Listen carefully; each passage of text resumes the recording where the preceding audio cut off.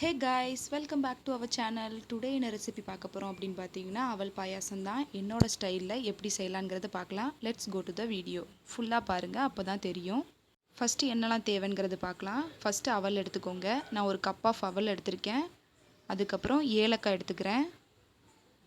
அதுக்கப்புறம் கொஞ்சம் cashew nuts எடுத்திருக்கேன், முந்திரி. அப்புறம் காஞ்ச திராட்சை, ட்ரை கிரேப்ஸ் எடுத்திருக்கேன். அப்புறம் கொஞ்சம் பாதாம் எடுத்திருக்கேன். அப்புறம் ஒரு கப் ஆஃப் சுகரு. அப்புறம் நெய் எடுத்துக்கலாம். இப்போது ஸ்டவ் ஆன் பண்ணிக்கலாம். ஆன் பண்ணதுக்கப்புறம் எந்த பாத்திரத்தில் நீங்கள் பாயாசம் பண்ண போகிறீங்களோ அந்த பாத்திரத்தை வச்சுக்கோங்க. நான் பேன் எடுத்திருக்கேன். பேன் நல்லா சூடாகணும். கொஞ்சம் வாட்டரியாக இருக்குது. ஸோ தட் சூடானதுக்கப்புறமா நெய்யை ஊற்றிக்கணும். நெய் சேர்த்துக்கலாம். இந்த மாதிரி சேர்த்ததுக்கப்புறம் நெய் வந்து நல்லா ஹீட் ஆகணும். பார்த்தாலே தெரியும், நெய் ஹீட் ஆகிறது வந்து குட்டி குட்டி பபிள்ஸாக வந்து நிற்கும் உள்ளே. அதை வச்சு நம்ம கண்டுபிடிச்சிக்கலாம் நெய் சூடாயிருச்சா இல்லையா அப்படின்ட்டு. நல்லா பாருங்கள், உள்ளே குட்டி குட்டி பபிள்ஸாக வந்திருக்கு. இப்போது நெய் சூடாயிருச்சு. இப்போது ஒவ்வொன்றா சேர்க்கலாம். ஃபஸ்ட்டு முந்திரி சேர்த்துக்கலாம். அதுக்கப்புறம் காஞ்ச திராட்சை சேர்த்துக்கலாம்.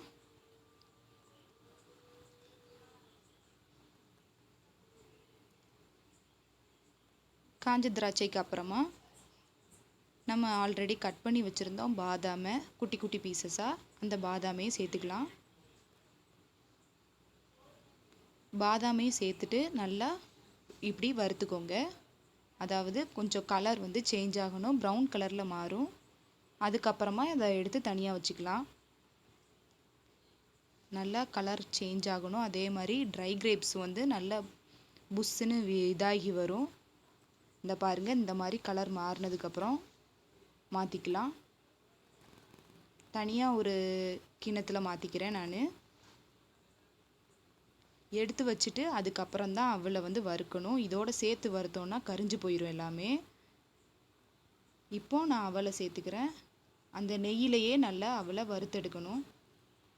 அப்போ தான் அதோட ஃப்ளேவர்ஸ் எல்லாமே அவலில் வந்து நல்லா அப்சர்வ் ஆகும். இந்த மாதிரி சேர்த்துட்டு நல்லா வறுக்கணும்.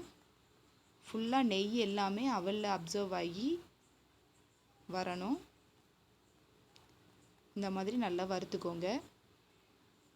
ஒரு 2 to 3 minutes நல்லா வறுத்தா கூட போதும். நல்லா வறுத்ததுக்கப்புறமா காய்ச்சின பாலாக இருந்தாலும் சரி, காய்க்காத பாலாக இருந்தாலும் சரி சேர்த்துக்கலாம். நான் சேர்த்துட்டேன். சேர்த்ததுக்கப்புறம் இந்த மாதிரி நல்லா கலக்கி விட்டுக்கோங்க. கலக்கி விட்டதுக்கப்புறம் நம்ம ஆல்ரெடி எடுத்து வச்ச சுகர், அதாவது உங்கள் தேவைக்கேற்ப சுகர் எடுத்துக்கலாம் நீங்கள். நான் சுகர் கொஞ்சம் அதிகமாக தான் எடுத்திருக்கேன். நீங்கள் கம்மியாக சேர்க்குற ஆளாக இருந்தால் கூட கொஞ்சம் கம்மியாக எடுத்துக்கலாம். அப்புறம் 2 ஏலக்காவை தட்டி போட்டுக்கலாம். நீங்கள் ஏலக்காவும் போடலாம், ஏலக்காய் பவுட்ரு போடனாலும் போட்டுக்கலாம். இப்போ ஆல்ரெடி வச்சுருந்த ட்ரை அதாவது நட்ஸு, கிரேப்ஸ் எல்லாத்தையுமே உள்ளே சேர்த்துக்கலாம். சேர்த்ததுக்கப்புறமா நல்லா கலந்து விட்டுக்கோங்க. இந்த மாதிரி லோ ஃப்ளேம்லேயே வச்சுக்கோங்க. இந்த மாதிரி நல்லா கொதிக்கும். பால் வந்து, அதாவது கட்டி பால் வந்து கொஞ்சம் வற்றி வரும்.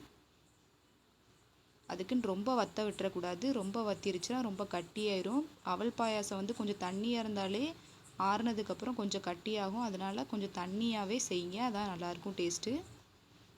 இப்போ கரெக்டான லெவலுக்கு வந்துருச்சு. நம்ம அடுப்பை ஆஃப் பண்ணிவிட்டு சர்வ் பண்ணலாம். இந்த மாதிரி அவல் பாயாசம் நீங்களும் உங்கள் வீட்டில் செஞ்சு பாருங்கள். டேஸ்ட்டு ரொம்ப நல்லாயிருக்கும். நான் வந்து எப்போவுமே வெள்ளிக்கிழமை செஞ்சு சாமிக்கு வந்து படைச்சி சாமி கும்பிடுவேன். அதனால் அவல் பாயாசம் இன்றைக்கி செஞ்சேன். ஸோ தட் அதை வீடியோவாக எடுக்கலான்னு சொல்லிட்டு எடுத்தேன். இந்த மாதிரி நீங்களும் எடுத்து செஞ்சு சாப்பிட்டு பாருங்கள். டேஸ்ட்டு ரொம்பவே சூப்பராக இருக்கும். எப்படி நீங்கள் செஞ்சீங்க அப்படிங்கிறத கமெண்ட் செக்ஷனில் சொல்லுங்கள். நெக்ஸ்ட் வீடியோவில் பார்ப்போம் கைஸ். தேங்க்யூ, பாய்.